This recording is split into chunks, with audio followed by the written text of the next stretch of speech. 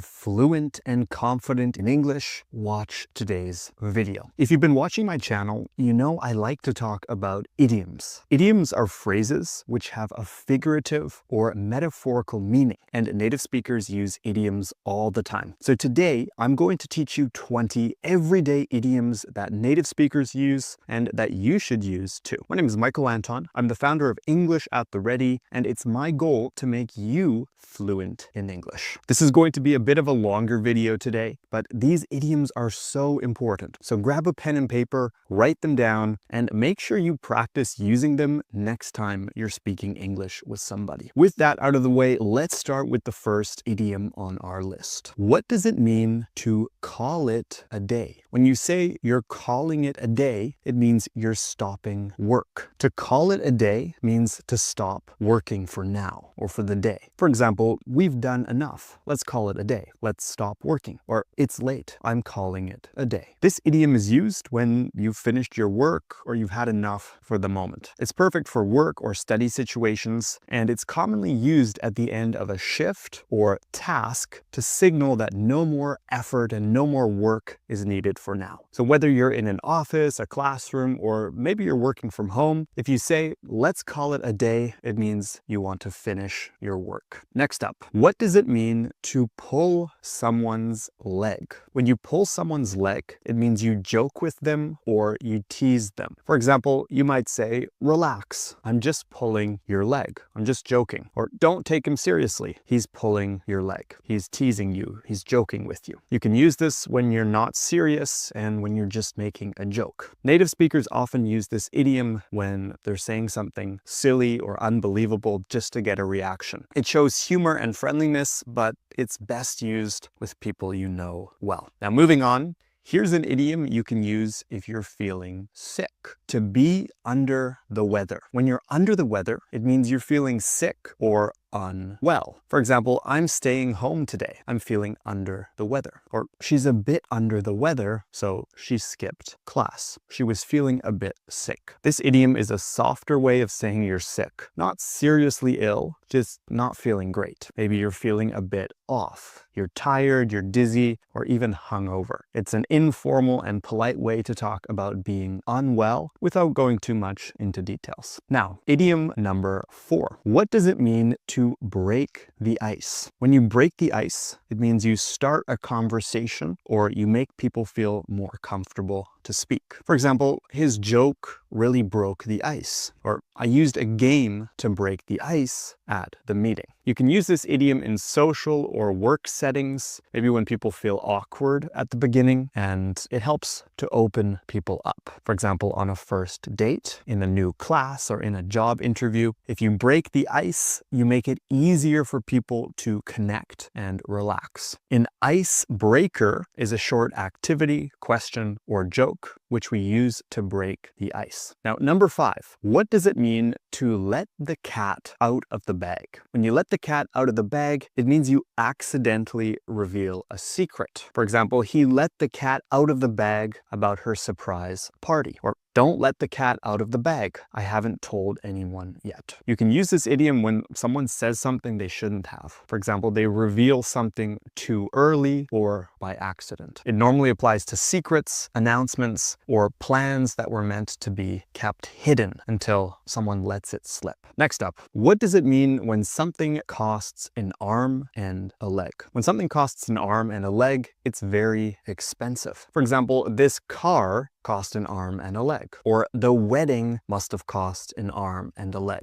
Must have been very expensive. This idiom adds a bit of emotion, normally frustration, and it emphasizes something that wasn't just expensive, it was painfully expensive. Maybe luxury items, travel costs, or unexpected repair bills. It cost an arm and a leg. Now, what does it mean to spill the beans? When you spill the beans, it means you reveal a secret or surprise. For example, don't spill the beans, it's a secret. Or she spilled the beans about the new project. This one's very similar to let the cat out of the bag, but it's more often used on purpose. When you spill the beans, you say something on purpose. And it's often used in situations involving surprises, gossip, or juicy news. If somebody's planning something secretly, they might ask you not to spill the beans. Okay, what does it mean to get cold feet? We use this idiom when somebody gets nervous and backs out from something. For example, he got cold feet before the wedding, or he wanted to apply for the job, but he got cold feet. He backed out at the last minute. This idiom is normally used for important decisions like jobs, proposals, or life changes, where fear suddenly replaces confidence. To get cold feet. What does it mean when somebody says the ball is in your court? When the ball is in your court, it's your turn to decide or act. For example, I've made the offer. Now the ball's in your court. She apologized, and now the ball is in his court. It's his turn to make a move. I think this one comes from tennis, and it's used in negotiations, relationships, or anytime when a decision needs to be made. It's like saying, I've done my part, now it's up to you. Now, the 10th idiom on our list, to get the hang of something. What does it mean to get the hang of something? When you get the hang of something, you learn how to do it well. For example, you might tell somebody, don't worry, you'll get the hang of it. You'll learn. Or after a few tries, I finally got the hang of driving. You can use this idiom when something feels hard at first, but becomes easier with practice. And it's often used for skills. For example, riding a bike, using a new app,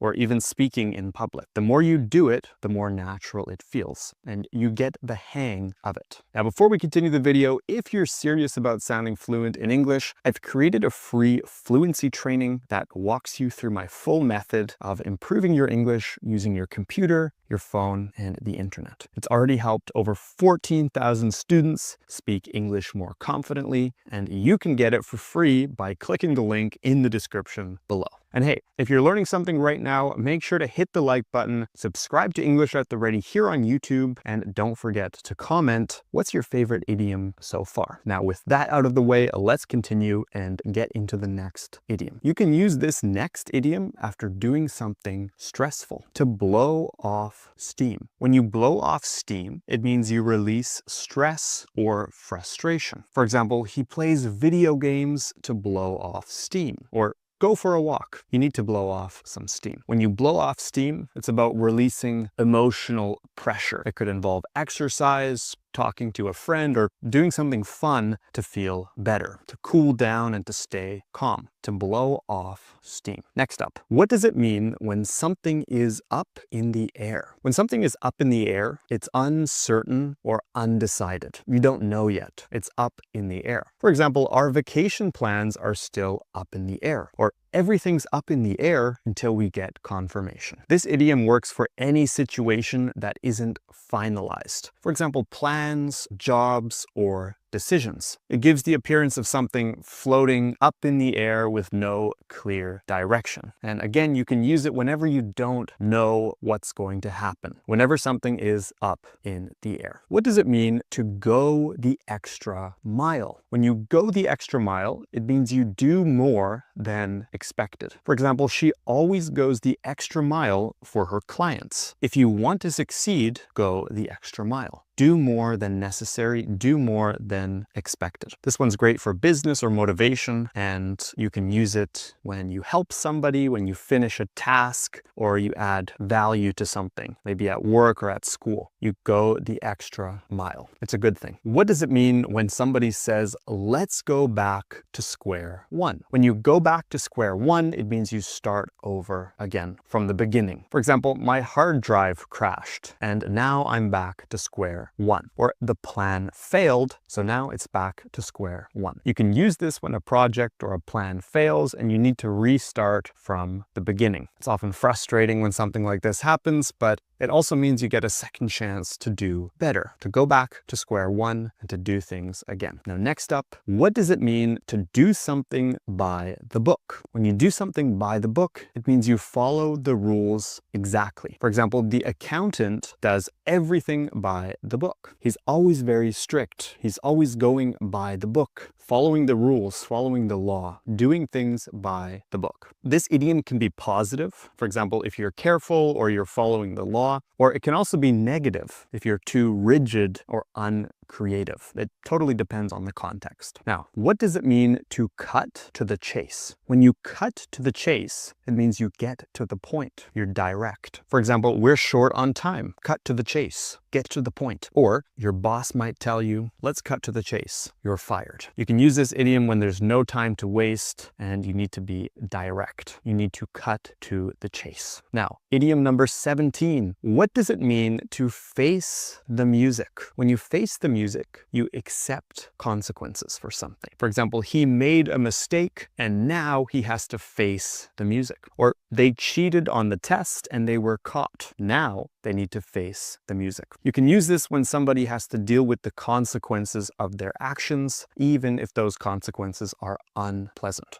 It's used when someone avoids responsibility until they can't anymore. They need to face the music. And on a similar note, we have the next idiom, to be in hot water. When you're in hot water, you're in trouble. For example, he forgot the deadline. Now he's in hot water with his boss. Or if you keep arriving late to school, you'll be in hot water. If you get in hot water or if you are in hot water, it implies serious consequences if you don't fix things soon. You're in trouble. You're in hot water. What does it mean to read between the lines? When you read between the lines, you understand the hidden meaning of something. For example, she didn't say it, but I read between the lines. She's upset. Or read between the lines. Something's not right here. You can use this idiom when you sense something that's not being said directly. Somebody who has high emotional intelligence is good at reading between the lines. And lastly, what does it mean to throw in the towel? When you throw in the towel, you give up. For example, after 3 failed attempts, he threw in the towel. Or don't throw in the towel yet. Keep trying. I think this idiom comes from boxing. It's dramatic, but it's great when somebody wants to quit or surrender or